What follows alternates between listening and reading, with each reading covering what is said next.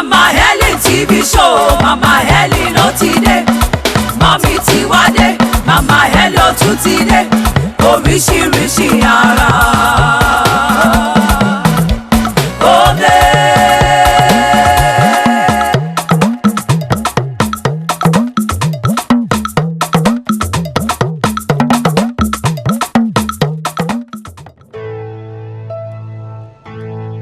A man would have a particular quality that could be missing in the woman, and the woman will have some qualities that might be missing in the man. So it is in both of you teaming up together as husband and wife that becomes complementary.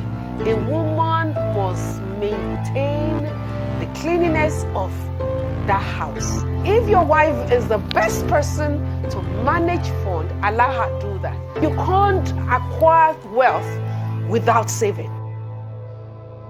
Hello, good afternoon. Good afternoon. May we please know you and where you're coming from, please? Where you're coming from? My name is Yes. Babajia. Baba?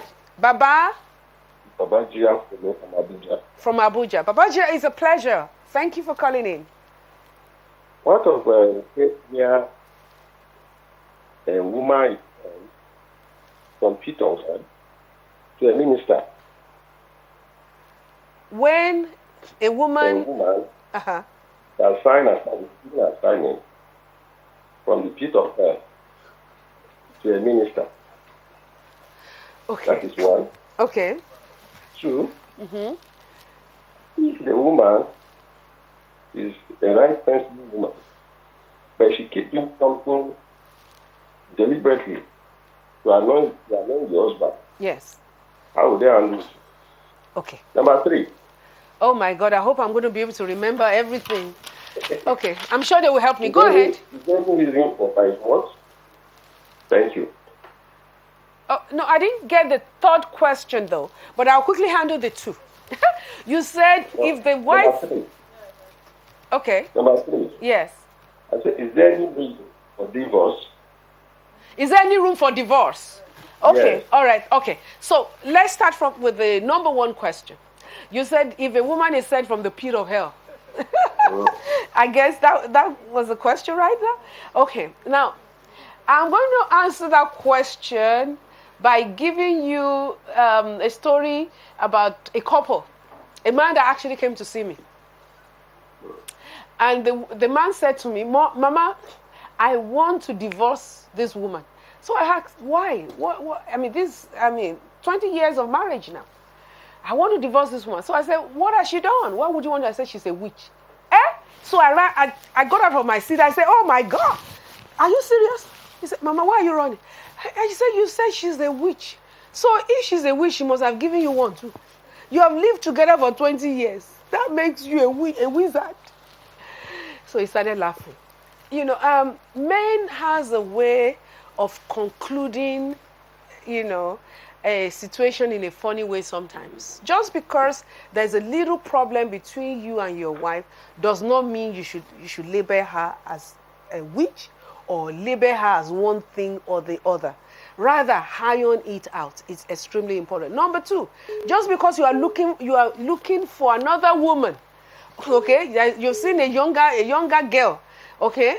And men do this. When they want to get rid of the woman at home, they look for one thing or the other to call that woman, you know, just to get rid of her, so that our society will, you know, tolerate the reason for ending the marriage, you know, and which takes me to the third aspect of it. There is no room for divorce. In the Bible says, okay, you know, that God hates divorce, and that's in Malachi. A room that is given is if there is a compromise in terms of adultery, you know, in terms of adultery. The Bible talks about that. But at the end of the day, in Malachi, it says he hates divorce. So even if there is adultery, you can still sit down and work things out amicably. It's extremely important. The second question is... deliberately annoying me. Okay? All right. I think from what I can see here, all right, Buba, from Abuja. If I'm not calling your name right, just forgive me. Sometimes I'm not very good with names. What I see here is lack of communication. There is lack of communication between you and your spouse. And that's where the greatest challenge is. And there is a need for you to create that room. Do you know some of the things you are referring to now? They are just, as most of them are in the realm of assumption. You are assuming. There hasn't been a time where you both sit down and say, excuse me, please, sweetheart, I'm not happy about this. I'm not happy about that. This is what is going on. This is how I feel. Okay? Remember I said at the very beginning, if you join in then, I said skills for communication is that you must never use the word you. Instead, use the word I. The I aspect would help you to express the way you feel. Okay? And the we aspect is to make it a general thing so that the other party does not think that you're trying to put them in the box. Okay? I said that a while ago. So communication is key. Learn to communicate. Look, just like you're sharing with me now. Find a forum where you can both sit down together as husband and wife and talk about it. Believe you me, when you are able to talk, you'll be able to hear the reason why she's doing what she's doing. Because you said she's intentionally doing things that will provoke you. You know, there is always a reason for something. All right?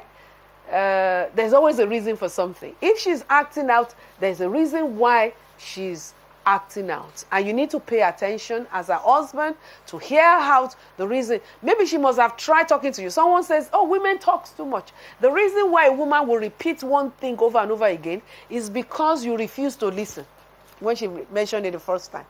And man, be happy that your wife is talking, because if she doesn't talk, it means that she has lost interest in you. So she doesn't care again whatever you do. If you like, jump from it and say, do you want? Yes. How do you want it? Okay. Is it all right? Yes. And all that stuff. You don't want that kind of. She's lost interest. She's tired. That's what that means. So when she keeps taking you on a particular subject, it shows that she really loves you, and that's why she's bringing those things. And believe you me, when you begin to make, effort, when you make a concerted effort in addressing those issues, she will start talking about them. At least if you let her know, honey, I've heard you. I know, it's an habit that I've developed for years. It's going to be difficult for me to handle, but I need your cooperation and assistance. You have solved our problem. She's never going to bring it up again. Let's get into some of these issues. So I was going to talk to you about the lockdown, the good aspect of this lockdown. And it is the fact that husband and wife, children, everyone have been able to have a ball. They've been able to have a sit down, enjoy each other. And just in case we have not been doing it, because statistically, we also heard that, women battery and all that stuff has also escalated around the world, because now you have a man sitting at home. They've never been dialoguing before. There hasn't been any communication or relationship, as it were, at the home front. And now they're made to sit together 24/7. So problem definitely is going to come out of there. But I see it as an opportunity, though. And what is the opportunity? It is for you to be able to sit down together as husband and wife and dialogue. Bring in the children as well. Let them, hear from the wife, hear from daddy, hear from the children. Every now and then, I always ask the children, today, what would you consider as your high? What's your high today? And what's your low? And the whole idea is to enact communication between us. That's number one. Number two is also to know how they are thinking, how they feel, because everyone's feeling matters a great deal. Okay, it's not just daddy that should have that daddy's feelings should be heard. Children's feeling must be heard. So also that mom's feeling must also be heard. It is extremely important. Okay, well, let me quickly take up this question, and then we're going to have a beautiful lady that is already on standby, that is going to take us to another level of singing as well. So the question says, and that was a question that the young lady was trying to ask me before. It says, if there is a new baby, a monetary gift comes in, who is entitled to get the money? If there is a new baby. Okay, and money. Okay, and I think it has to do with okay, traditionally they said it's the mother that should get it. But I always say this, it's for the family. Okay? It's for the family. The money shouldn't just go to the wife alone. Okay? Traditionally, like I said, traditionally from where I come from, when people give the newborn money, they believe that the money belongs to the mother. Okay? But guess what I did with mine? I put the money in the names of my children. I opened an account for them, and I put those money, in the money that people gave them. I put them, I put them in their accounts. Okay, so that's another way to it. You can open an account for that child, and then tomorrow, who knows what will become of that child? Okay, and that what you have already given, and you've given her a reason to invest. Apart from the fact that she has something that you can show her tomorrow to say, or him, that this is what we saved for you. This was what came into your hand, the very first day you came into this world, of 8 days after. Okay? If it's a home where they need money desperately, for the upkeep, then it will mean that they should be willing to spend the money for the family, for the upkeep of the child and for the entire family. Nobody should lay hold on it. Daddy, don't take that money alone. Okay? Love you. Mwah. All right.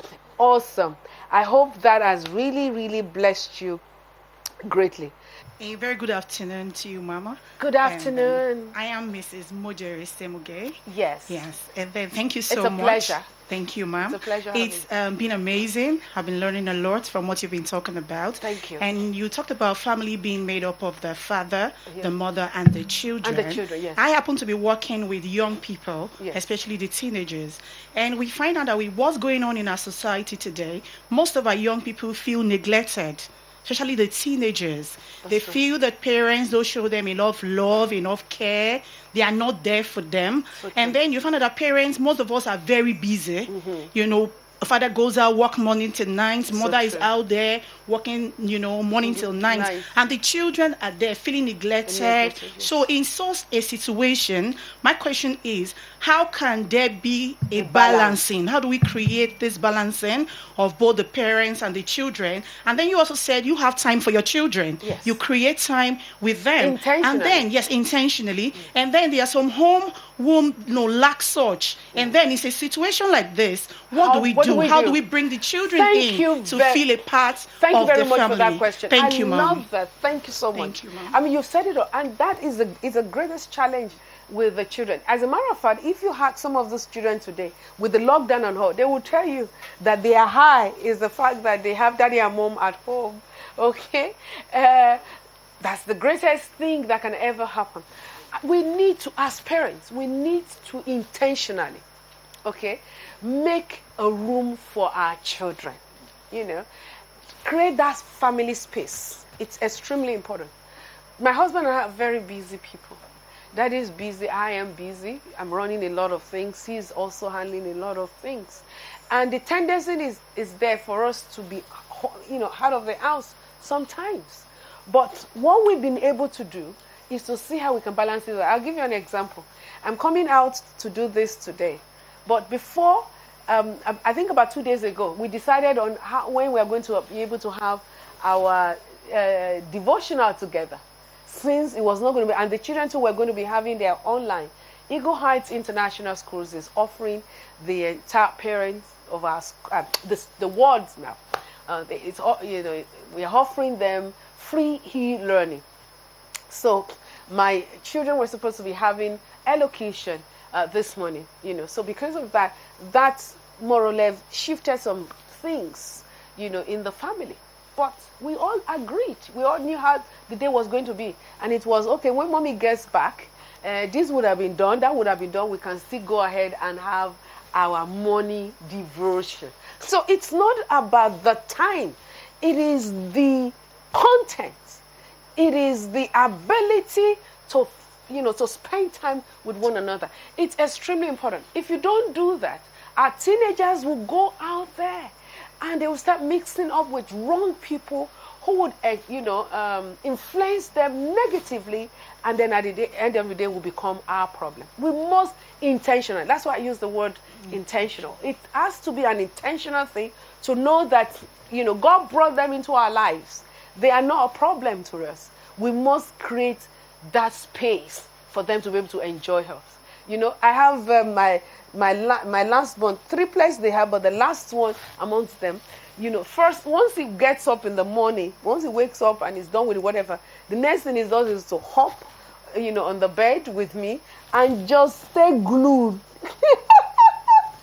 Stay glued to me, while we're in bed together and all that. And that's what he might not even say anything at all. He could just stay there, and all this stuff, So these are some of the things that we do. Sometimes it might not really be you really conversing or anything, but just being together, like I just shared now.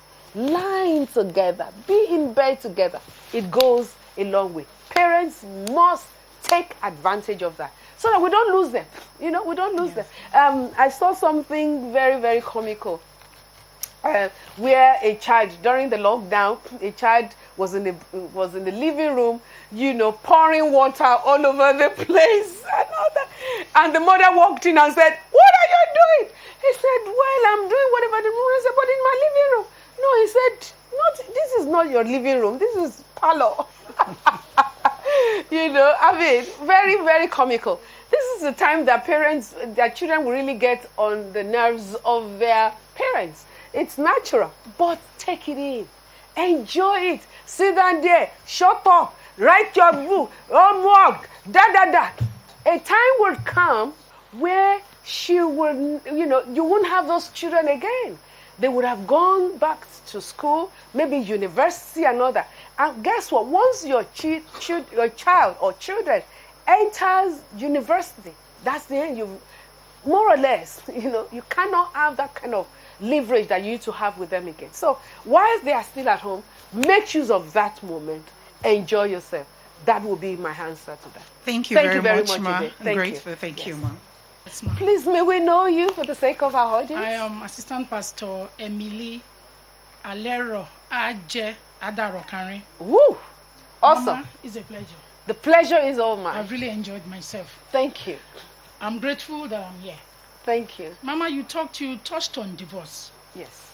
But let's look at a marriage that is at the edge of divorce.